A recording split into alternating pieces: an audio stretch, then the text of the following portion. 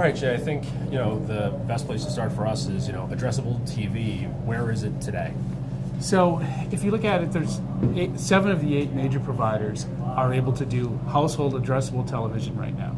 So the way that works, it's not the networks yet, but it's all of the cable providers have 2 minutes of every hour available for addressable television.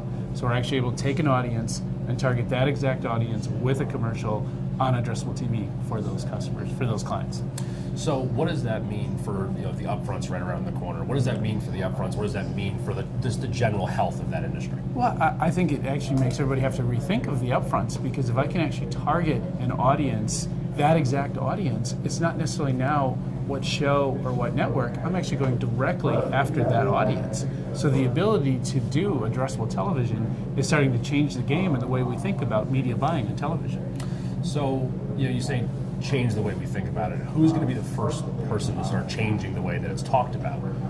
Well, if you look at the biggest, look at some of the addressable TV campaigns now, it typically requires kind of a high ticket item because it is a more expensive form of media because you are paying for that targeting. Right. So auto is by far and away the biggest spender right now, but they actually love it because they can lock up this certain amount of time. This certain amount of time is going to be for Ford, but which ad we show is going to depend on whoever is in that household. So you might be showing a very low-end Ford commercial or a very high-end Ford commercial, depending on that actual household. And we now allow that, we work with the providers to provide that capability. So you could be houses right next door and you're seeing a different commercial on the same channel at the same time. So what's the technology that's allowing you guys to be able to do that? Like, who's really pushing that market forward? So it's all the cable providers who are upgrading their boxes to allow that addressability. But we, as an Experian, sort of play that Switzerland in the middle.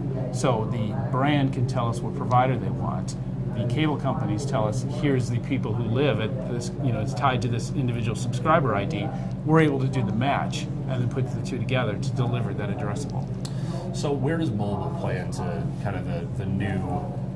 Well, in 2 ways. I mean, one, mobile's the extension of reaching those advertisers Right. by running mobile video.